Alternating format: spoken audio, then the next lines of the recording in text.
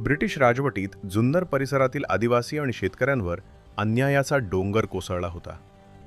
जाचक कर, जंगल कायदे आणि अत्याचारांनी जनतेचा संयम संपत चालला होता. याच अन्यायाविरुद्ध उभा राहिला एक धाडसी नेता, महादेव कोळी समाजाचा वीर योद्धा राघोजी भांगरे.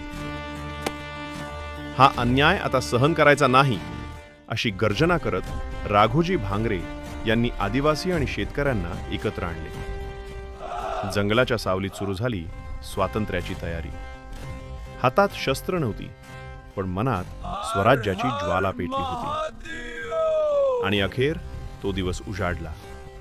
ब्रिटिश सत्तेविरुद्ध पेटला जुन्नरचा उठाव. ब्रिटिश सरकार हादरले, पण निर्दय सैनिकी ताकदीने उठाव चिरडण्याचा प्रयत्न झाला. राघोजी भांगरे पकडले गेले, पण त्यांचे डोळे अजूनही पराभव मानायला तयार नव्हते. फाशीचा फंदा समोर असतानाही त्यांच्या मनात भीती नव्हती. होते फक्त स्वातंत्र्याचे स्वप्न.